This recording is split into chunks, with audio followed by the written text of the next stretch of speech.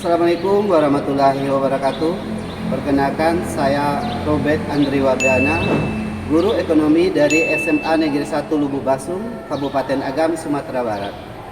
Untuk memperingati Hari Guru tahun 2024 ini, saya berpartisipasi dalam Lomba Hari Guru tingkat Sumatera Barat tahun 2024. Jenis penghargaan yang saya ikuti ialah GTK Inovatif, di mana topiknya adalah pembelajaran berdiferensiasi.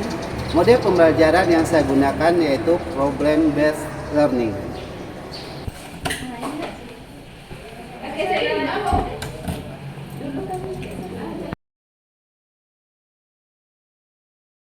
Assalamualaikum. Waalaikumsalam warahmatullahi wabarakatuh.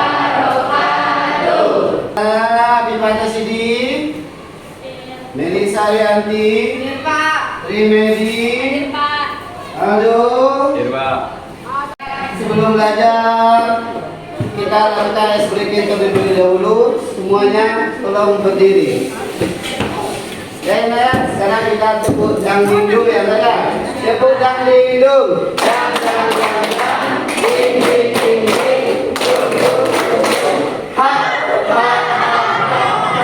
Ya, tenang betul semuanya. Nah, bagaimana kabarnya Anda? Sekarang silakan keluarkan buku pelajarannya.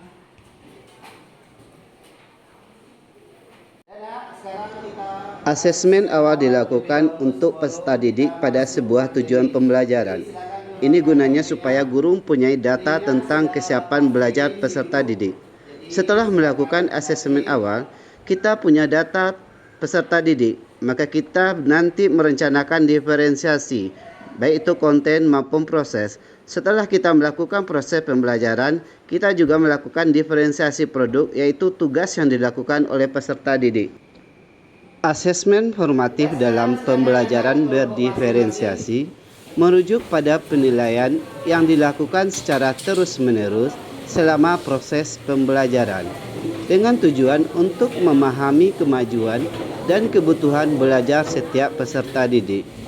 Asesmen ini digunakan untuk memberikan umpan balik yang berguna bagi guru dan peserta didik, agar proses pembelajaran bisa disesuaikan agar lebih efektif sesuai dengan kemampuan, minat, dan gaya belajar masing-masing peserta didik.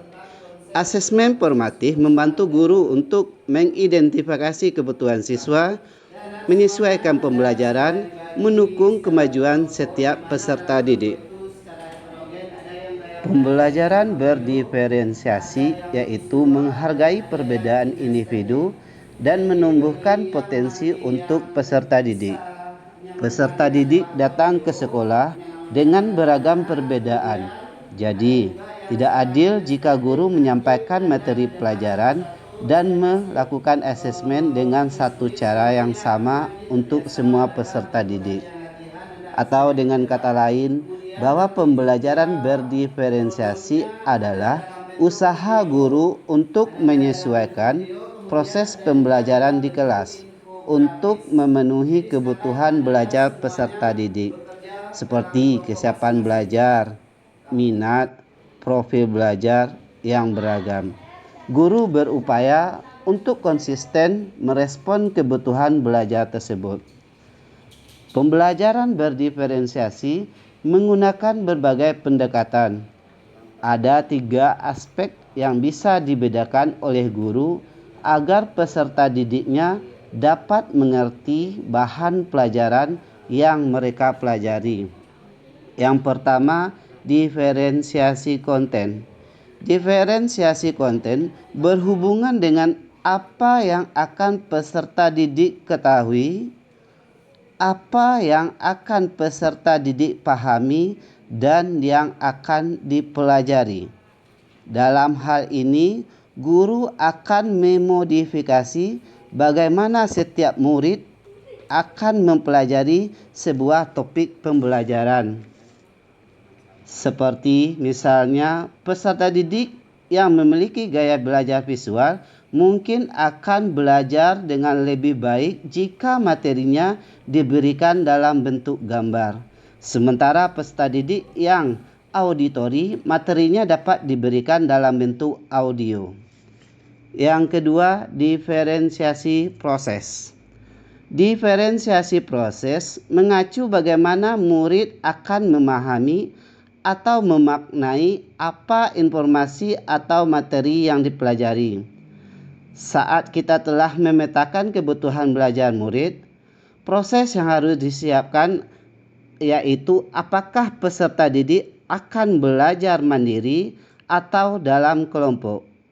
Di sini kita sebagai guru harus berpikir apa saja bantuan yang akan diberikan kepada peserta didik sehingga bisa bekerja secara mandiri. Apa yang dimaksud dengan harga pokok perusahaan dagang? Harga pokok perusahaan dagang adalah perusahaan yang Yang ketiga, diferensiasi produk. Diferensiasi produk merupakan bukti apa yang sudah peserta didik pahami dan pelajari. Peserta didik akan mendemonstrasikan atau mengaplikasikan mengenai apa yang mereka pahami. Misalnya, ada peserta didik yang membuat video karena minatnya ada pada video, atau bisa jadi peserta didik membuat ringkasan karena dia suka menulis, atau bisa jadi peserta didik tersebut memilih untuk mengerjakan tugas dengan cara membuat desain grafis. Dan diskusi setelah berakhir ya, jadi silakan kembali duduk seperti awal karena kita akan melakukan asesmen materi. Jadi silakan duduk seperti awal.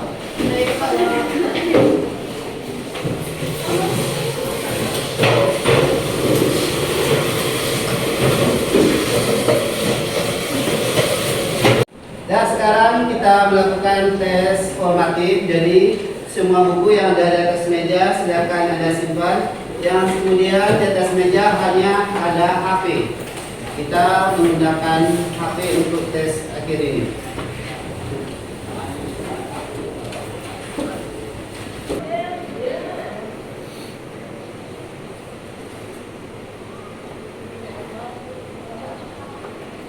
Dan di sini ada pekerjaan rumah buat kamu tentang ini, soal pilihan ganda dan esai. Kemudian ada materi selanjutnya tentang kertas kerja perusahaan dagang. Dan di sini ada satu motivasi buat kamu, belajarlah mengalah ini supaya tersalah. Kemudian terima kasih. Assalamualaikum warahmatullahi wabarakatuh. Waalaikumsalam warahmatullahi wabarakatuh.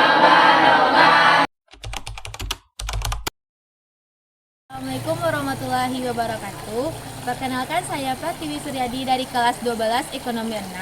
Belajar dengan Bapak Robert Andri Wadana sangat menyenangkan dan asik karena kami belajar sesuai dengan bakat dan minat kami masing-masing. Oleh sebab itu, saya sangat cepat untuk memahami materi yang telah diberikan oleh Bapak Robert. Sekian, Assalamualaikum warahmatullahi wabarakatuh.